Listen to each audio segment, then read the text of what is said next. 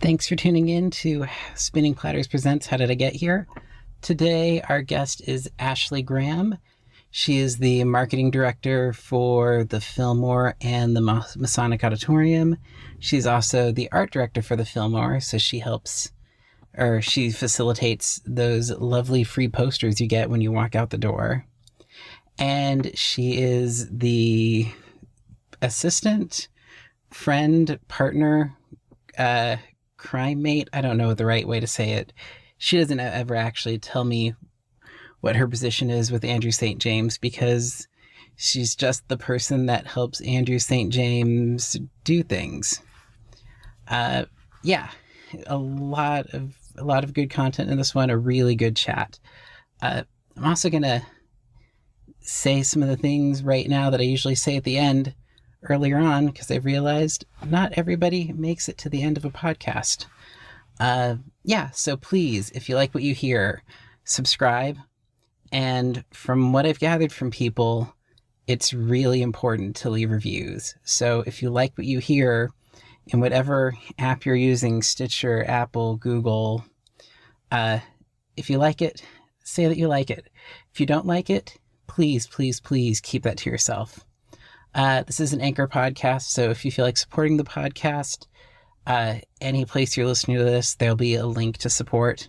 Or if you just want to Venmo me, I'm Dakin-Hardwick on Venmo, and I will take tip money because I'm not working right now. And it'd be nice to make something off this podcast. But I'm not doing it for the money. I'm doing it for the love of it. And the fact that everyone that I've gotten to talk to has been really fun to talk to. So without further ado, crack open a mango White Claw and enjoy the show.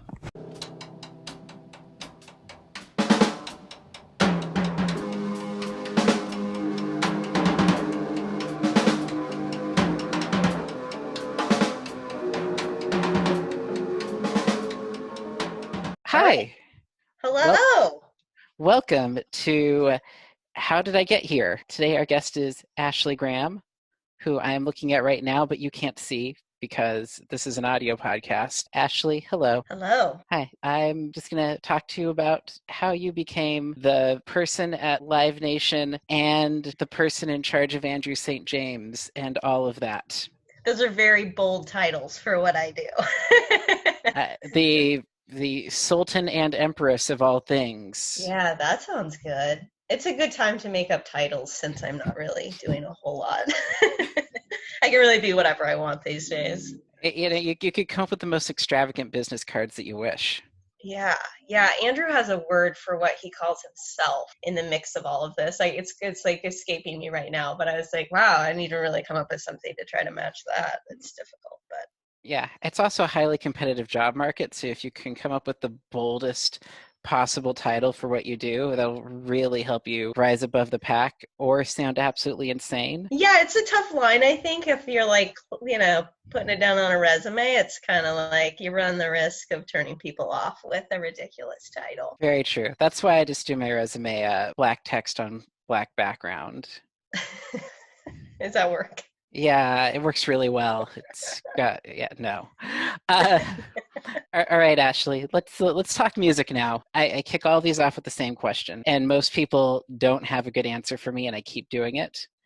Okay, What great. No pressure. what was the show or the music experience that made you think, I want to do this with the rest of my life? This is my job. Yeah, that is sort of tricky. I think for me it was always sort of a sequence of things. And I think I've kind of been thinking about this. I was gonna make a rough timeline for you of like, or for myself really, to like be able to walk through all of this, and then I ran out of time. But I think there were really important things that happened to me at really important moments in my life that sort of led to that being the case. When I was in high school, I got really into music in a way. Like when I was when I was a small child, I'll include this from my mother. When I was a small child, I was like obsessed with Michael Jackson, which is not a great thing to bring up these days, but it's a fact regardless.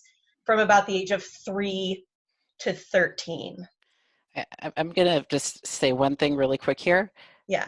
During that age range in my life, I was deathly afraid of Michael Jackson. Wow, why? I just like remember when I was like 3 or 4 seeing the Thriller video and going, this is scary.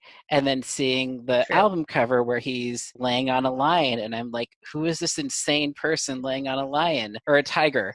This man is frightening. Fair enough. Oddly enough, it's just surprising to me that looking at it now, like, oh, those fears were valid. You have some intuition, perhaps. I Maybe. myself was the opposite. I think so that we're talking about like 1983 or no, 1986. I would have been 3 years old to like 1996. Which, if you like Google that shit, it's not.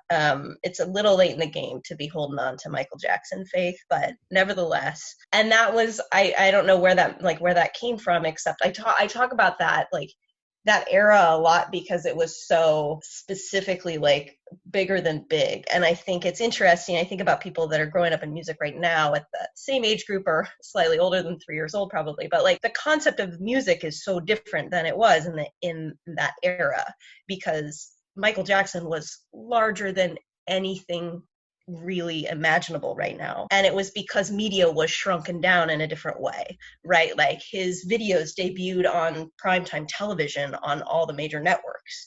Like that kind of power and consolidation of it is just not a thing anymore because there's so many more artists and there's such a bigger playing field and there's so many different, channels and radio and all these different things. But it was sort of it was an inescapable thing. Like people didn't, not everybody loved him, but like it was hard to escape him, right? He was huge. So that I think informed a lot of like just an interest in music in general. And also I ended up being kind of into like, I'm very into theater.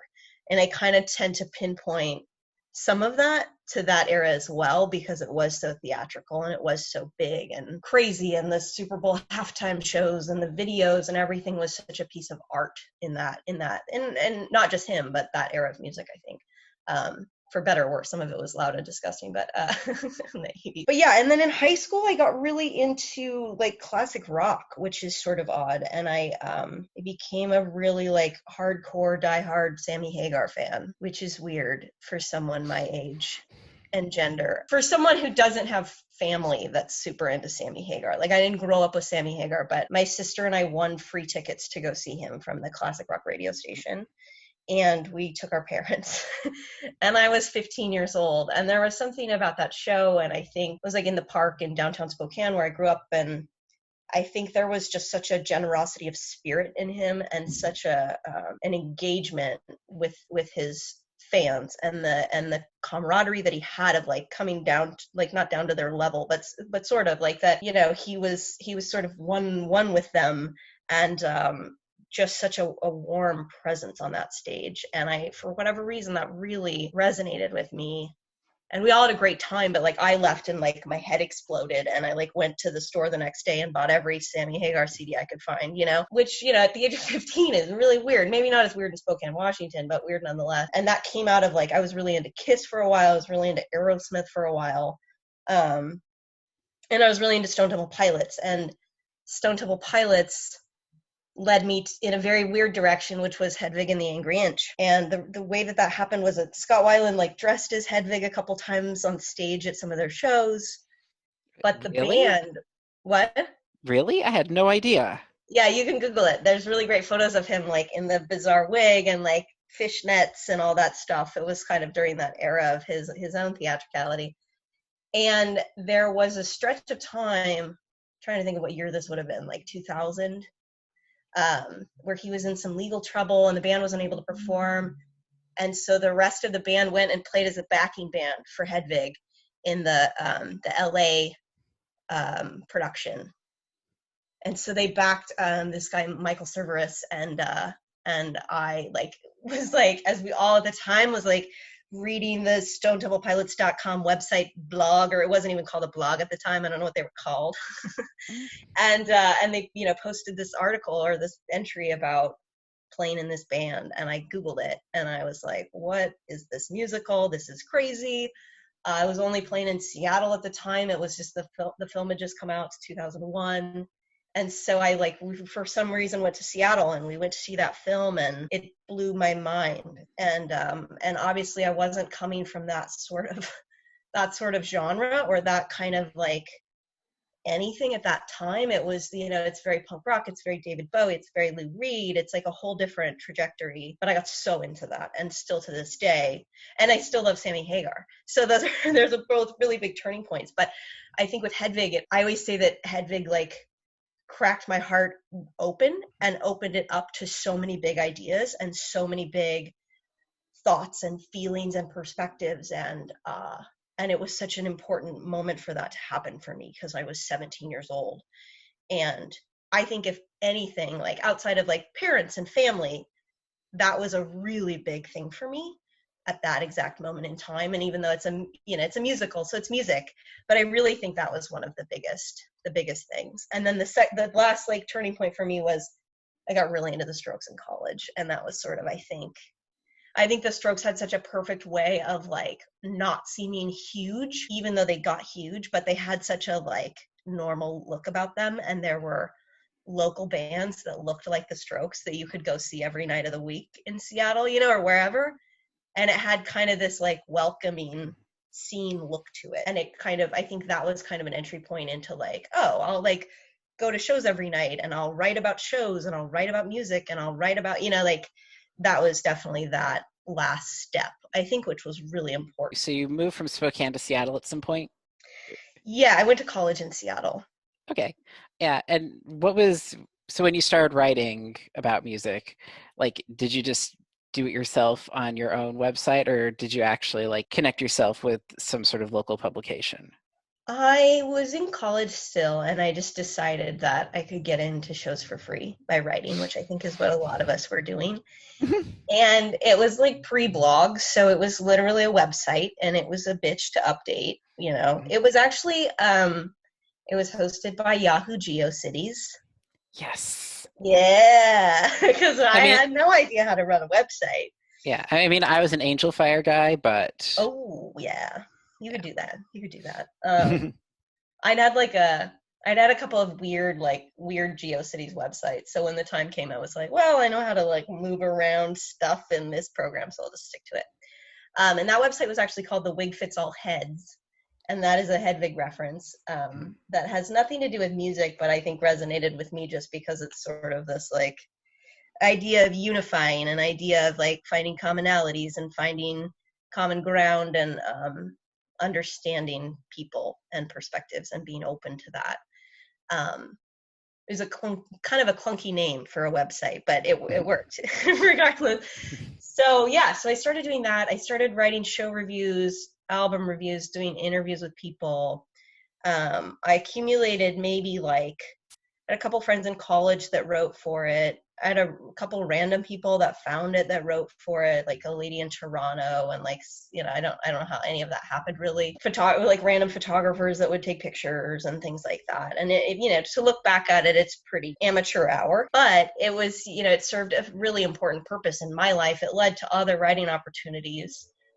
Freelance writing and stuff, but also I think kind of like was sort of the entry for me into the world of publicity, because I was interacting with publicists to get access to shows or to get copies of the records in the mail like we used to. And it was sort of this like eye-opening experience of kind of how it worked, because I was, emailing every day with managers and publicists, and it was sort of like, oh, this is like what you guys are all doing behind the scenes. So I did that through college. And then at the end of college, I literally emailed every publicist I knew and was like, do you need an assistant? At that point, because at that point I kind of had figured out, like, it was in a really weird journalism program at Seattle University, and it was just not encouraging of the kind of writing that I wanted to do. It was very much, it was a small school, so it was very much like the department heads were hard news people, and they were like, ambulance chaser guys, and like, like they wrote about really obviously important things, but not my, like I was like, I want to write like a feature story about a singer, and it was like they just had no real respect for that even. And so by then I was sort of discouraged, and I'd taken a PR class, and I was like communication/journalism major. And so I kind of decided I would try that. And I interned at what was at the time House of Blues, before House of Blues became part of Live Nation. And House of Blues had a Seattle office that was kind of unique in that it did not have a House of Blues venue. It was just under the name. And so I worked there, I think all of my senior year of college, and worked my first Sasquatch festival there and some other assorted shows. And I also interned at Barsook Records my senior year for about 6 months, I think, under like Ever Kipp, who was their publicist at the time, the in-house publicist. And I think through those experiences, it was kind of like, oh, this is kind of intriguing in a way. I always kind of intended to do publicity, but things it was sort of wherever opportunities arose. So after college, I did end up I moved down to LA for slightly less than a year and worked for a PR firm called Ink Tank PR. Yeah, they've been dissolved now for quite a while, but it was a really unique moment to work with them because they were representing Dangerbird Records at the time. And Dangerbird was the sort of the birthplace of Silver Sun Pickups in that moment. And so Silver Sun was like the big thing that they were working on. And I, in a very brief period of time working with them, because I left that job before I actually left LA. I was probably there for like 4 months maybe. But, I got to go see remember those old MTV You Hear It First segments? Yes. Yeah. Can you see the like intro with the little, they filmed one of those. And I got to be a part of some kind of cool sort of a taste of some of the things that I'd kind of been intrigued by in a way that I hadn't at, say, Barsook. And in the end that, it was a weird dynamic and I didn't really like the fit there. Ended up teaching preschool for a while. And then in the meantime, House of Blues had been, had sort of merged or whatever they did into Live Nation. And the Live Nation office in Seattle called and were like, we have a marketing coordinator job available. You want to come back? And I moved back for that job in that would have been 2007. 13 years ago. So you kind of floated between indies to jump back to the most major of major. The major of major, yeah. And that was never, I think for me it was never intentional. I'm not a necessarily a corporate America kind of gal, which has been what's kind of interesting about my work right now that I'm doing with Andrew. But we'll get to that. But I think for me, it was an opportunity that made sense. It was a place that felt, in ways comfortable, but there was a learning opportunity. And the woman that I worked under, Joanne Anderson, was really good at that, at her job. She was a really clean, concise, organized person. And I just thought she's well respected and it would be great to go learn under her. That's an opportunity. And so she was there for about a year, but it was really great. That office felt it was kind of coming back to something that I had already sort of a journey that I'd started there in a way and then left because my internship was over. But, it felt oh, this is a natural way to kind of just keep pursuing that path. Did I intend to stay there for 13 years? Not really. But it all worked out in that way. So as a marketing coordinator at that point, what was exactly your role? What was your day-to-day operation? Yeah. What's interesting about Live Nation jobs is I always feel it's really hard to be we have this set of tasks every day because it's always sort of a hodgepodge of need. But that role was very much coordinator role of keeping track of things and organizing things and processing invoices and sending out tickets because we used to send out physical tickets still and a lot of kind of bookkeeping. But I think, I always say I always tell bands if I, when I sit on a panel or I do anything like that, my big piece of advice is always struggle through doing everything yourself. Be your own publicist, be your own label, be your own booking person. Because if you are at some point afforded the opportunity to have someone do it for you, you will understand the work that goes into it. And you will understand the effort they're making on your behalf. And I think, starting in those sort of junior roles it's really important because it informs the rest of the time you spend in that world.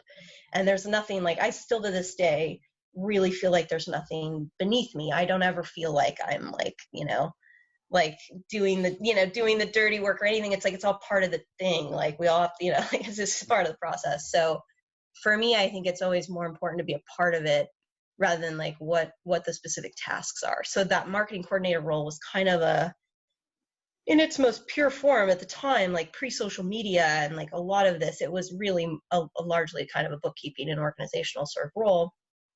But it was also sort of what you made of it.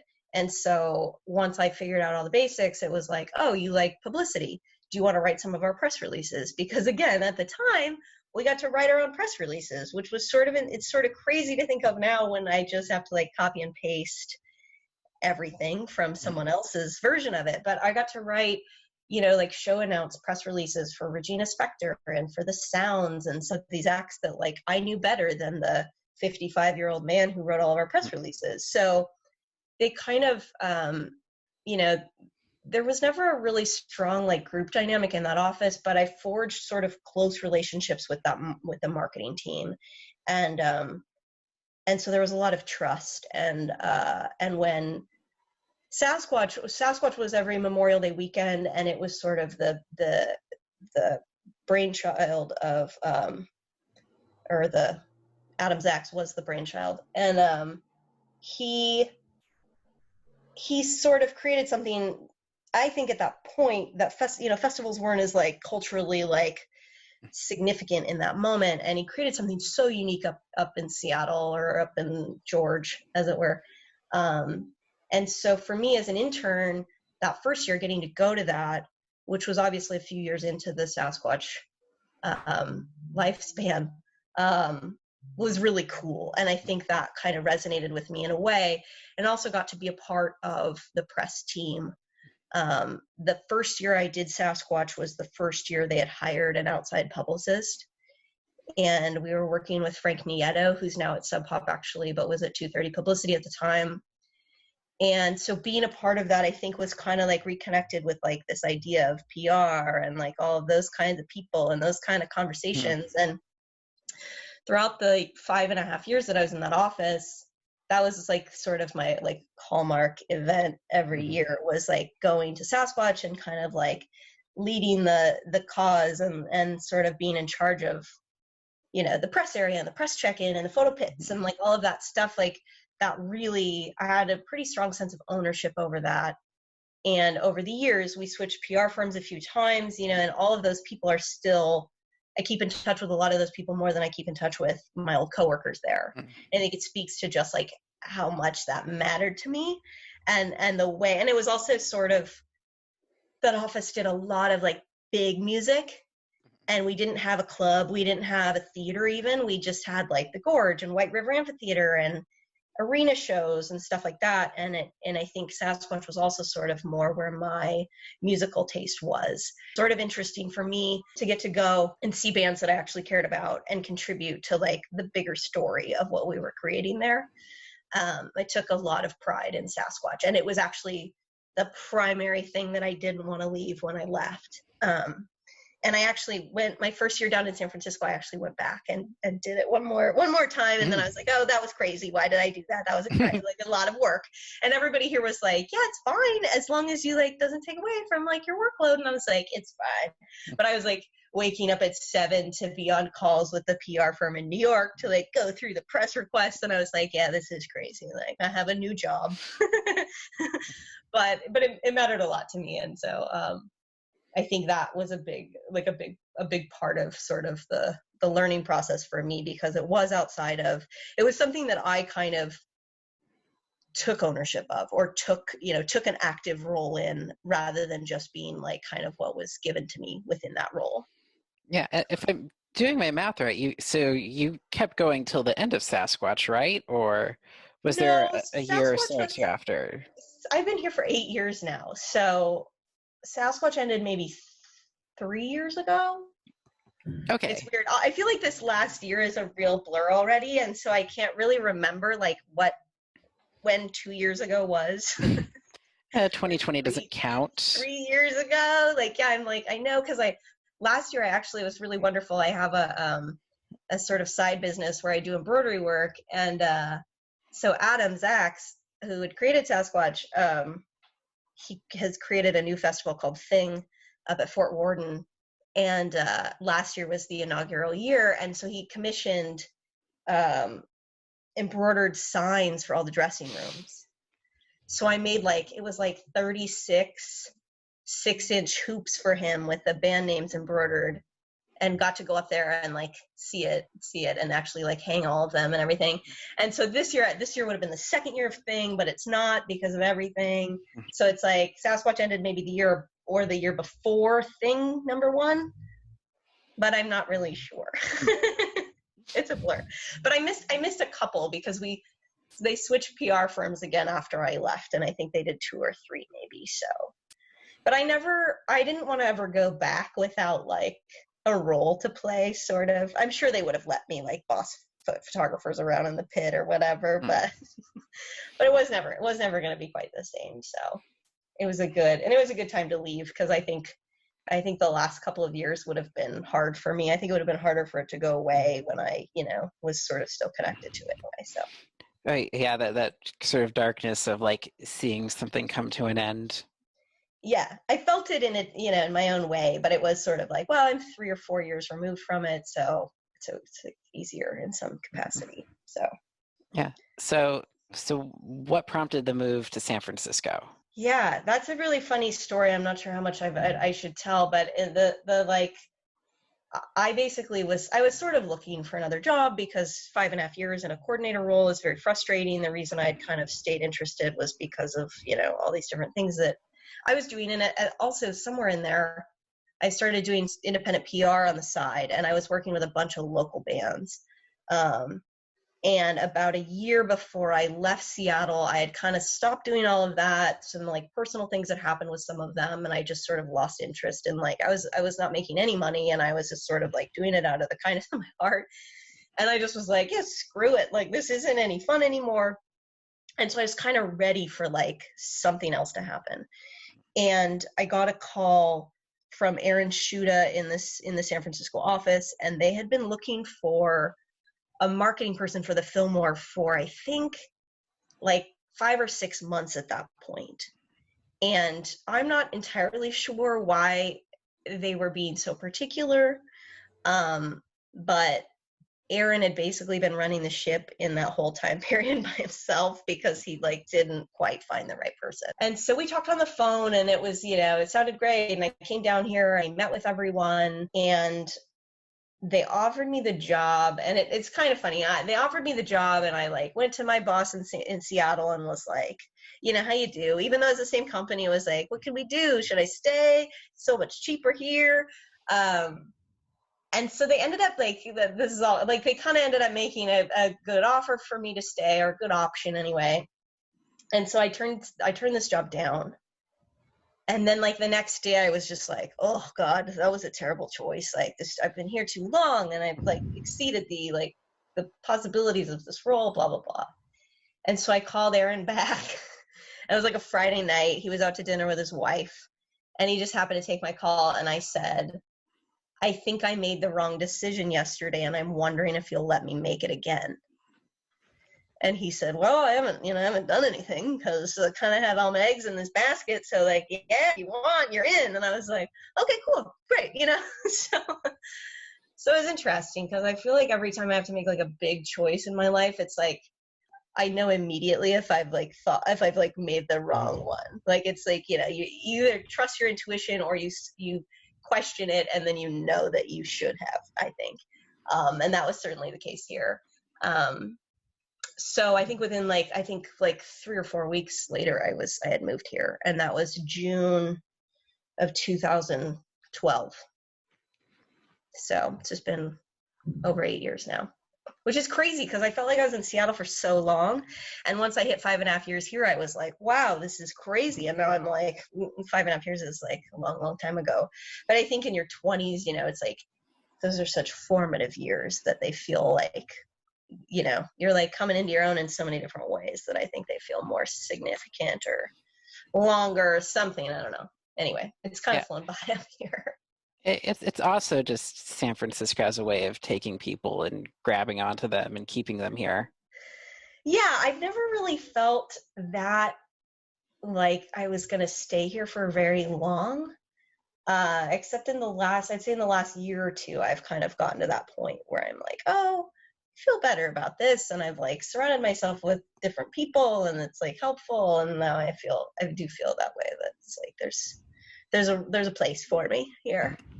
So we'll see how that pans out now, but Fair. Well, 2020 is kind of the year that everything is up in the air. So I know. Yeah. Well, I think if I hadn't felt that way though, that maybe wouldn't still be here. I might have bailed home or gone to my sister's or done something. But I think that sort of feeling of this being home has helped me a lot in the last 6 months to just be like, no, why would I go anywhere else? This is where I live, which is good. It's very helpful to feel that way.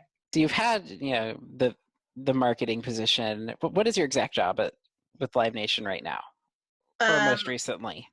Yes, my job is the marketing manager for the Fillmore and the Masonic. A big job.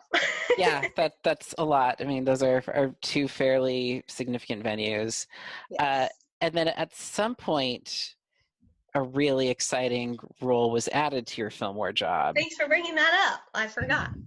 Yeah, surprisingly, I sat at the wrong part of this couch people can't see this at home, but nonetheless, people usually bring up the wall of Fillmore posters behind me. Yeah. I saw the Patti Smith one a second ago. Yeah, Oh, yeah. The really exciting one is I have the Meg White by the same artist right next to it. Oh, that's cool.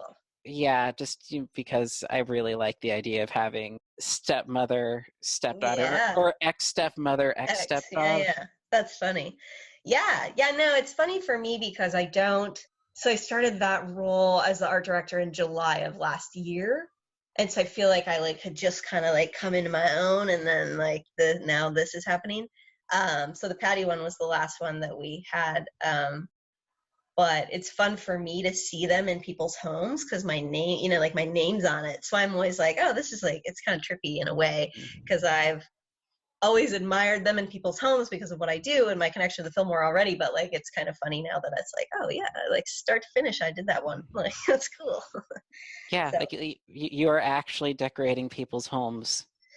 Yeah, that's kind of what the crazy part of that job is. And one of the things that we say at the Fillmore, our booker, GM, myself, and some of us is the Fillmore's going to outlive all of us, right? And it's something that I come back to a lot right now because it's kind of we're all kind of wondering where our roles are and when they'll be back or what's going to happen or if we need to move away in the meantime or whatever. And I think it's oddly comforting to just be but the Fillmore's the Fillmore, so the Fillmore's gonna be fine. Yeah, we're all gonna at some point rotate in and out of these roles. A lot of people have done that before. The Fillmore's the Fillmore. So the posters, I think, are such a incredible representation of that because they've, spanned decades that none of us have, sort of. Oddly, though, the woman that Arlene, who had retired last summer, she'd been doing it for I think 35 years. She'd had brief periods of time where someone else was sort of involved versus in office politics kind of reasons. But had largely been overseeing it for 35 years, which is a crazy thing. And it's also even crazier that then they were you want to do it? And I but I think largely it was just, the process is sort of that the art director is kind of the wrangler, right? Of the kind of the go-between between the artists and between the handful of people, not even a handful, they're really a couple people at the venue that sort of weigh in and sort of push it in a certain direction. And so, that's, it's an interesting sort of role and you kind of have to be able to navigate it. And I think for me, I'd already been on one side of it, right? I'd been the one in the office being like, not this one, that one. And so I think that awareness of kind of how the process already worked. And I was, on emails with the printer, and I was on emails with I knew all the pieces of it, which is actually a huge part of it. Like, the idea of an art director is one thing, but I think there's a big part of it, a big component of it that's actually just coordinating and like keeping track of things. That is also sort of, maybe a little more in my world than the rest of it. And also just have a like very great respect for everything and the tradition of it. So that's why it's so cool to see them on walls or to hear people talk about them. One of my favorite things, and the thing I did the first night that one of my posters was handed out, was I went outside with a couple of friends and stood, like, left before doors and stood out on the sidewalk and watched people get the poster and watched them like look at it. It's funny because everybody like gets it and they like hold it up for a second and like survey it. And then they like, then they start talking shit about it, or they love it or whatever. And it's kind of it's a really fun thing for me, regardless of how it goes, because I always say that like the ones that we absolutely love at the office are the ones that people just tear apart once they get outside. Not literally, but like, like they hate them. Or the one that we like are just like, whatever, let's just get it, like, let's do it, the printer, let's just go with it. Then everybody loves that poster. And it's so crazy. And another fun thing for me is that I usually take the bus home from the Fillmore. And so when you get on the bus right there, like half the people on the bus have the posters. And so then it's like even more of the process of like kind of looking at it in that like post-concert glow. And it's a really fun thing for me, a kind of fun window into it. So yeah, it's like an incredible honor, and it's something so cool because I think in so many ways, like, it kind of opened my brain up in a really creative way. And in marketing, in concert marketing, there's such a lot of formula to it. It's a lot of like the same artwork for every tour stop. You just plop in your date and your venue, and then, and a lot of the, even the show marketing, like the Fillmore has like over 200 shows a year. So to be able to actually individualize your marketing for a particular show is a great effort most of the time. So there's a lot of like, there's obviously a room for creativity, but day to day, it can be very difficult to kind of integrate that into your strategy, because your strategy is sort of survival a lot of the time. For me anyway, that's how I feel. So I think kind of inherently the poster process and like having conversations with artists and having having new conversations of any kind sort of changed how I saw my role, and kind of did open me up and like think about like, oh, and it's the Fillmore, so we could do all kinds of things with the Fillmore, so that's been kind of cool. And actually through quarantine, I was able to do some things and created, like in May, I think we did a little series on each of a few different poster artists.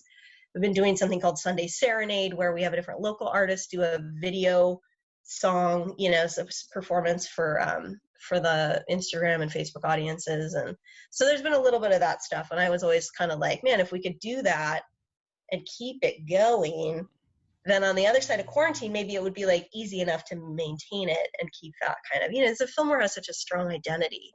And I think keeping that relevant and that front and center is a big component of the whole thing for me. I want to say my favorite thing about the posters is getting to BART. And by then everyone's kind of scrambled. And then oftentimes when I go to shows, I either go alone or go with people that live in a different city. So I find myself alone on BART holding a poster, and it becomes the way to meet strangers. Okay. Because you see somebody else with the poster and there's something to talk about. And it's a weird side effect that I don't think was ever intended, but it's kind of a nice way to like connect with people.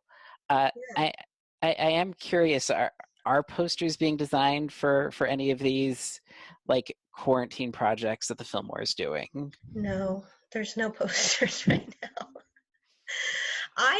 It's been really nice though. I've become friends with quite a few of them, and it's been really nice to sort of have an open dialogue with some of those folks and kind of just check in on them or see what they're doing. I had my friend Brad Kale, who just done some incredible posters at the Fillmore. Most recently, the New Pornographers one that was all done in Morse code. He literally spelled out the new pornographers in Morse code on the poster. Like, it was unbelievable.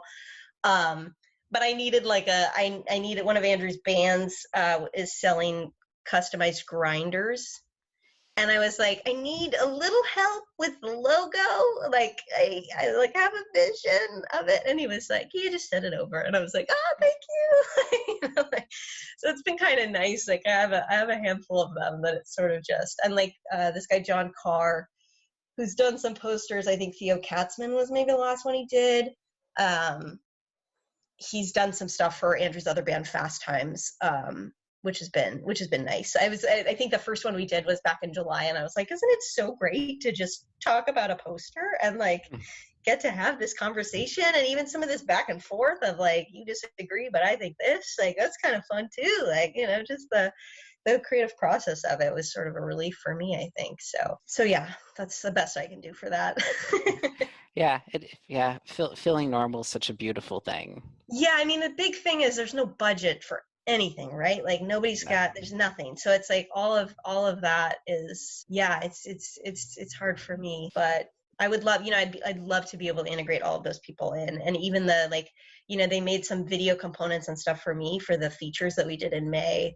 And I was just sort of like, this is like, just because you want to share, like, no obligation, because we're just sitting here looking for things to do. But, they're all very lovely, wonderful people, and it's been really fun. And I think one of the big things I did was integrate in a bunch of new people in the last year. And so a lot of those people are those people that maybe never worked with Arlene or only worked with her a couple of times and have kind of been more on this like last year of stuff, which is unfortunate in ways because they only had a couple of opportunities. But we'll bring it all back. It'll come back. Yeah, as you said, the Fillmore is not going away. I mean, it came back after the '89 quake, so yeah, we got this. It'll be fine. It's one of the things I keep holding on to is like, this sucks, but there are other times in our history where we've lost a year or two. And are there? Not in mine. Well, I am thinking like the '89 quake. A lot of places had to take that much time off. Yeah. The Napa quake again as well, and Napa Opera House was closed for over a year. So yeah, these things do bounce back. It's just we've never had it on such a grand scale. Yeah, that's what's very weird, I think, is that it's like I've been talking to people about this idea that like jobs like mine are such a lifestyle job, right? Like there's so many days where you go from the office to the Masonic, or you go from the office to the Fillmore, and your coworkers are there, and maybe it's a few different ones that work at the venue instead of the office, but it's just like a lot of your days are so consumed by this job. Mm-hmm. And so inevitably, like, it becomes a very big part of your social life and your social circle. And so right now, I think what's so difficult about it is that it's not just that I am in this position, but like 90% of the people that I know and love are in the same boat. Mm-hmm. And aren't out on the road, or, that normally would tour, or my best friend's a merch manager. Like, there's just like, it's crazy, right? It's that 12 million people. And you just think like, wow, yeah, like everyone, especially here for me, most of those people are in music. So it's just so overwhelming when you start to kind of think about it. But you can't always let it overwhelm you. You really have to day by day it, in my opinion. Yeah. Concentrating on the magnitude of all of it is just, it's just heavy. Just to jump out, we're actually still keeping with COVID, sadly, but yeah. So as you, everybody that works in music has 573 jobs. Yes. And I didn't even realize you had an embroidery job on top of having basically 2 jobs with Live Nation. But then Andrew St. James is someone that you've been working with since about a year. For a year. Okay, so almost exactly a year about. Okay, so you started working with him 6 months before COVID hit. What is your exact job with him? Because it feels like you are his everything. Yeah, I think it's funny, we don't really use titles. The concept with Andrew, like I met Andrew, I think last summer or a year ago, and kind of struck up a friendship with him for a couple months, and then sort of started to have these conversations with him about what he'd been trying to build here in San Francisco. And there was it's interesting in the role at the Fillmore, and in the, you know, as much as like it's all one music scene, you get kind of compartmentalized into that like Live Nation, bigger shows world, and you can very easily lose sight of smaller shows, local bands, all of that, because you're busy, right? You're busy with the other stuff. So it was kind of an interesting window into that, because I had no idea who he was or what he was doing. And you know, he'd been building this little scene at Amnesia, and he'd been doing a monthly showcase called Fast Times that was very much community oriented and very much, you know, there wasn't a lot of ego to it. There wasn't a lot of like, this is mine and not yours. There was a lot of sharing and a lot of like helping and being of use. And the way that he sort of told me all of that, it really resonated with me, because I don't really have a competitive part of my personality. Like I don't really feel that way. I've never really tried to like, you know, worry about where I rank with other people. I just kind of do whatever I do. And so I think maybe that was a big part of like what sort of brought me in. And he at the time was kind of like, been doing this for a year at Amnesia, and I kind of want to try the Chapel because it's a block or two away and it's huge, but like I get this place packed out every month, and I think with the right booking I could do it.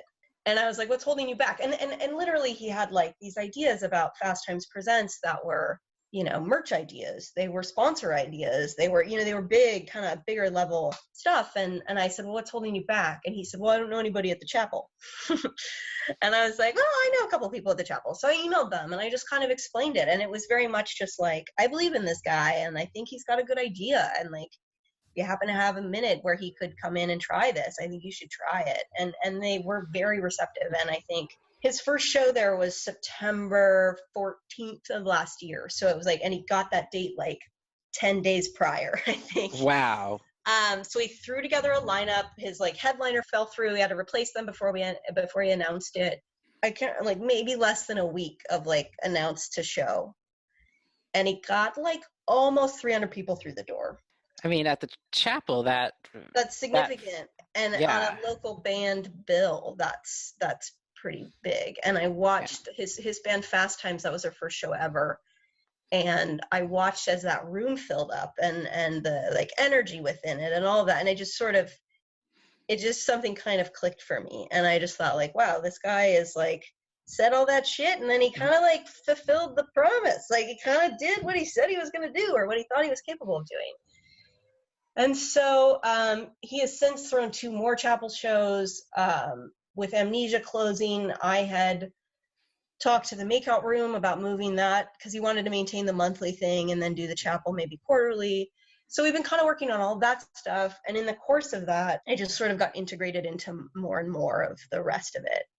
And that was really just sort of facilitating this vision that he had for live shows and the series and all of that. And then I think my radar was clicking and things were working out so well. And I was like getting him quite a bit of press. And I was getting, you know, all of these different things that I think for him hadn't quite been clicking for a while. And it just kind of got, you know, it's just sort of an undeniable thing that it was like, there's something here, like we work really well together. And so we kind of look at it as like a partnership or a collaboration between the two of us. And a lot of people want to say that I'm a manager and a lot of people want to say I'm a marketing person or whatever. And it's like, I feel like at this level, there's not really a need for a label. And I think for me, it feels very much like a partnership and there's such a like level of trust between us. And I'm very grateful for it because it really like, I think it happened right around the same time that I took over the art director thing. And I think when I talk about those kinds of conversations starting to get my brain functioning in a different way Andrew's a big part of that as well. And sort of having my eyes opened up to local bands and local smaller venues and all of that kind of stuff has been really incredible for me. And I also think right now with my other stuff on hold in such a big way, I'm so grateful that I have this stuff ongoing with him, because it's very much something that's kept me motivated. Yeah, you've been very creative with him. I mean, the album release show that was a benefit for Rickshaw instead of being at Rickshaw was genius. And all these like guerrilla performances that are happening that you're Yeah. There's a level of complication because he's got like all these different things going all the time. But I think it's exciting because there's certain ideas that pop into your head and they don't necessarily work for this project, but they're perfect for this project. Like with Fast Times they had 2 Rickshaw shows planned in March and April that obviously fell through. And so it was kind of like there were months where nobody quite knew what to do because we had all these singles to just start pumping out, but nothing happened. And so I kind of conceived of that like 3-part series of doing a benefit for Rickshaw, and then ended up adding on another beneficiary for each of them. And those have gone really well. Our 3rd one's going to be in October. I can't remember the date off the top of my head. But those are great. They've been really fun, and I think it's nice for them to be able to play and to like feel productive. That's the big thing, right? Is just making everyone feel like they're still trying to do what they do rather than just like putting it all on hold. I see you changed your perspective here. Now I can see all the posters. Yeah. Yeah, and there's Patty on top of Patty. Yeah, I see that. So I think, and then the concert delivery, or the Andrew calls them drive-by shows. I call them concert delivery. We have a different framing there, but it's amazing what has happened there. We started that in mid-May, and that was like, I always say, like, it's such a relief to have someone in my life that like I have an idea like that, and it's like, hey, let's drive up to people's houses and you can play a mini concert. It'll be great. And not everyone would say like, yeah, but Andrew was like, yeah, we can do that, and literally within 4 days we went and did it. And it's really cool to have some kind of like collaboration scheme where like that's the case, where you feel like it's so open that you can kind of throw out anything. And that was literally like, I was scrolling on Instagram one day and I saw a car with a delivery sign on the side of it, and I just was like, oh, if you can deliver pizza, I bet you can deliver a concert, and it was just like, and like I say, like the wrong person receiving that idea would be like, fuck you, that sounds exhausting, I don't want to do that. But Andrew was like, no, let's try it out. And over the weeks, like he takes requests on his Instagram, and we got quite a bit of press for that. He's gotten on the news like 3 times now. We've been in the paper, all the different papers, and like each time one of those things happened, we'd get a kind of flood of requests that were very much outside of his usual, Amnesia buddy crowd. And it evolved into this. I mean, it was very much in the beginning, it was like Andrew was hitting a wall, I was hitting a wall. Andrew missed performing, he missed feeling like he was contributing something. I had figured out that like a large part of my like personal validation came from experiencing people experience music, not even going to music, but watching people watch music, right? Like it was like that was gone. And so very early on, that was very much what we were doing. It was just like, let's feel active, let's feel like normal, as in, like I'll watch you play music with those people staring at you, and you'll play music and it'll be great, even though it's this like very shrunken version of it. But what evolved is really crazy because like we're going, I've been saying like everyone's like we're not afraid of strangers right now, but we're avoiding the hell out of strangers right now, right? Mm-hmm. And the opportunity to be welcomed into people's personal space to do this very specific thing for this very specific amount of time is a real privilege. It feels really special right now. And it's crazy kind of how it feels. Like I just got goosebumps saying that because it's just been so surprising on every level. And I think, we went to Rohnert Park a couple months back, and this woman Susie was in her front yard, and she was by herself, and she'd been by herself, and she was so chatty and wanted to know everything, like talked to us so much, and said, well, one song reminds me of my late husband, and that song reminded me of my granddaughter, and I think we all got in the car and we're kind of like, wow, what's that quarantine like? Like, we are struggling in our own ways, but like, damn, and I think that it's a very, very beneficial perspective to gain when you're going to some of these places. And we've gone to people who are sick and can't leave their homes. We went down to San Jose and went to like a multi-generational family where the matriarch had fallen in March and was recovering from some surgery and needed, literally no one was leaving the house because they were afraid. And after one of them, I think he was on KGO, and we got an email from this woman, Natalie, who had a little boy who'd had 3 open heart surgeries since he was born, and he was turning 4, and could we come and play his birthday caravan? And, some of these things where those are just outside of the norm of like who he normally would play shows for, or who's standing on the floor at the Fillmore.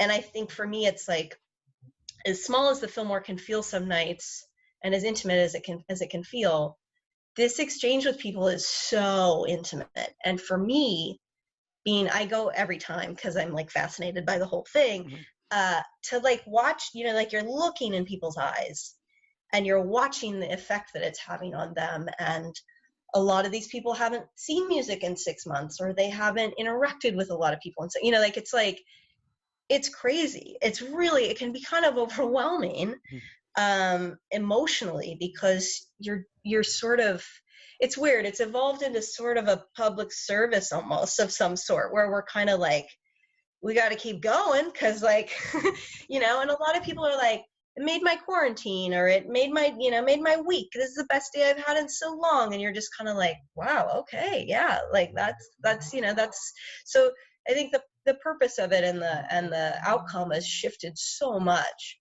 and it's crazy. It kind of took on a life of its own in such a sort of magical way, for lack of a better word, for me. So yeah, it's kept us busy for sure. When all the smoke rolled in a couple weeks ago, I was like, we can't go out and play shows. Like, I got kind of, you get kind of used to like your survival methods or whatever, and it's like helped me so much just to know that like one day a week I was getting live music, and I was getting some strangers, and I was getting like, I also don't have a car, so I'm stuck in the Mission all the time. So I was like, I can go out to the Richmond, or I can go to the Western Addition, and like, like it was like, it's my way to kind of like get out. So we'll be back. I think we're gonna be back out next week, but he's recording this week. But yeah. So yeah, and then he's got some records that are upcoming. So we're working on all of that as well. So yeah, to kind of circle back, I do a lot, but it's all just very rewarding and fun. And I think what's great about Andrew is he's so actively involved and interested in what's going on all the time. And like, we've been running some ads and things like that, and it's like, if I don't say like, well, today this did this, he's asking like, what, so how did that work? And how's that compare to yesterday? And he has kind of like there's a real business mind to him. And I think he's 25 years old, and he's been performing since he was about 10, but, he's been doing this solo work since about the age of 17. And so I think through all of that, he's just learned a lot, and he has expectations, but he also wants to contribute in such a big way. And I think that it's really motivating for me, because it's not like you're on an island and you're responsible for all the good ideas. It's like Andrew is constantly coming up with things, when I say that he's receptive to my ideas, the same is true in reverse. He has a lot of things that sometimes crazier than others that he wants to actualize, and you're like, yeah, that's dope, let's try, and it's so great. I think for me, after so long, it's been so refreshing to have something kind of new and exciting to like figure out and work through. Everything you just said was just made my day. Like, yeah, like I don't know. I think part of the reason I started this podcast is I kind of wanted to hear the stories of like how people are making right now work. And it's harder for some people than other people. Mhm. But it's great to hear these things. It's most of the chats start out very humble and then turn into like you're rewriting music promotion, you're rewriting live performance right now, you're giving people like a lot of these people you're going to, it's probably been way more than 6 months since they've been to a show. Mhm. uh 4-year-old kid is not going to Amnesia because he No. wouldn't be allowed to, and was 3 when Amnesia closed. So I mean, come on. Yeah, well, I think too, it's like, yeah, I mean, we think about that a lot. Like, this is an audience that doesn't exist to us normally. Like, these are people we would never get to a show, but here they are, and they're interested too. And there's so much to offer them. And in ways, this is, yeah, it's crazy. I mean, I honestly, like, it's sort of like I'm sort of speechless in ways about like what happened with this like vague idea that we had. And obviously it's been months too. Like, we started in May, and so the stages of quarantine, right? Like like Yeah. things are harder at different points, and I think the 3-month mark was terrible and the 6-month mark has been terrible, but like it's just kind of interesting to see how people are coping very much in the same way you're talking about, right? Is like we're going to all these different places, and some people, some people seem fun, and some people seem sad, and some people seem lonely, and some, it's like I say, it's a really good perspective to gain every week, and to be like, oh well, I'll soldier along too. Like, I'll keep going, and it's weird. Like I say, like it's sort of overwhelming to me in a way, but so wonderful. Like, I mean, I think in a lot of ways, especially back in May, it was just like nobody could figure out what to do and how to navigate it, And literally the first stop we made, I had a friend come over, and he was standing there with me, and he was like, "Is this okay, what you guys are doing?" Like, because it was like still really, really scary, and it's still scary, but it was kind of like, well, like, yeah, I mean, the whole idea is like we roll up, we don't even necessarily like, we get out of the car, you guys stay over there, you come to the window, you come to the porch, you come to the steps, whatever. We stay over on our side of the street or our side of the sidewalk. Like we're not interacting with people really. We're just creating an experience, and then we roll along. He does 4 or 5 songs, and then, not so many songs that the neighbors will get annoyed. But that's the other really incredible thing in the city. You think about the city and you're like, oh, people get mad, well, people, like complain or whatever. But man, especially like, I want to say kind of like, where would it be? Like Western Addition kind of area. There's like people coming out of their windows and out on their fire escapes and coming down on the stairs next door or across the street or on a walk that stop. I mean, we can sometimes get like 20 people gathered around all at a safe distance, but that, are kind of like, whoa, yeah, what the hell is this? And it's exciting because it's still so rare. And I think, it's very strategically short so that we don't, it's like not going to annoy anybody. Yeah. And we're already gone before you got upset with us. So yeah, it's worked incredibly well. It's been wonderful. Yeah, that's amazing. Okay, last question for you. Yes. And then I will let you go off onto the rest of your things today. Okay. Okay, so jumping back to little teenage Ashley, hearing I can't drive 55 for the first time. First of all, realizing that now you can't drive 55 because you already revealed that you don't have a car. That's true. But what would you have to say to her about who you've become now? Man, I think she'd be stoked about who I became. I don't know what I would impart upon her. I think, yeah, I don't know. That's a really difficult question. But I think a lot of days I have that perspective of like, am I like honoring these stages of myself? Am I like, would 25-year-old who was ambitious and like working for bands for free to try to like, is she bummed that like you're still at Live Nation or that you're still doing that? But, but I think in so many ways it just keeps evolving. And I think I would just, I mean, as a teenager, man, everything sucks. So particularly 15-year-old Ashley, I'd be like, get ready. This is way better than that. Also, I like know Sammy Hagar now, so I'd be sure to let her know that that's coming. Excellent. Are you really excited about that? But it might, you might not want to spoil the fun. Actually, she might want to find that out in time that it's coming. Give it 20 years. Would you warn her about the Gary Cherone Van Halen record? No. I'm not a Van Halen fan. This is boggling my mind because also like considering your timeline, like you would have found Sammy Hagar during his Van Halen days. No, this was 1999. Okay, so this is the second album after Van Halen. So the first album was Marching to Mars, and that came out in 97. It has a great song called Little White Lie that's about Eddie Van Halen. Okay, fair enough. So this was the next tour. This was the Mas Tequila tour, or the Red Voodoo tour, which the hit was called Mas Tequila. And the stage for that tour was this, like, it was like a recreation of the Cabo Wabo Cantina in Mexico. Mm-hmm. And he had risers on the stage that you could pay to be on. You could buy the ticket for the stage show it was cool as hell. So, yeah. She'd be undeterred. That would be like, if anything, don't bother digging into the Van Halen stuff. You're good. I kind of just sort of, I never really got into it. I don't know why. Montrose? Love Montrose. But yeah, I skipped Van Halen, I guess, because it was such a tumultuous thing already by the time I came around. Yeah, I mean, you're fine with it, I'm sure.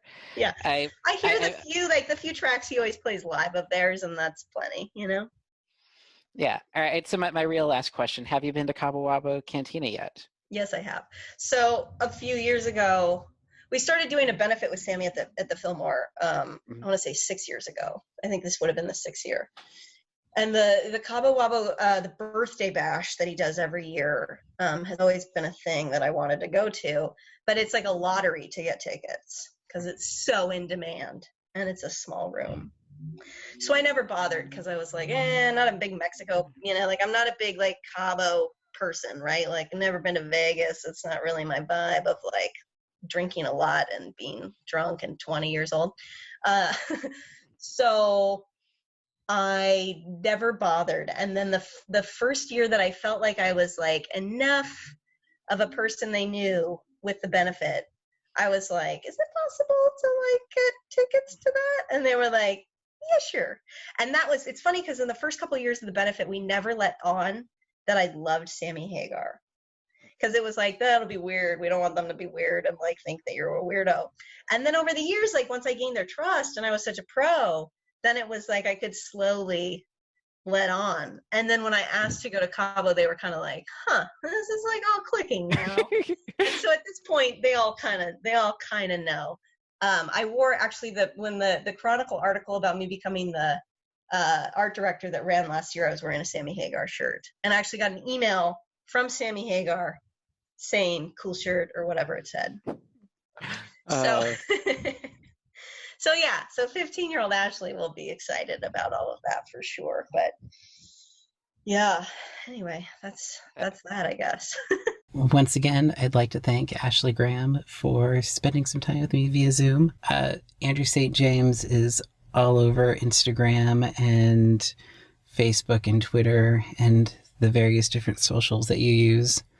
And links to all of his social accounts are in the podcast page, which you should be able to click on wherever you're listening to this. Tune in next week. It's going to be another good one. They're all good. I should stop saying that. I shouldn't say, hey, this one was terrible. I hope you hate it. That's not a great way to start a podcast or end a podcast for that matter. Anywho, good night.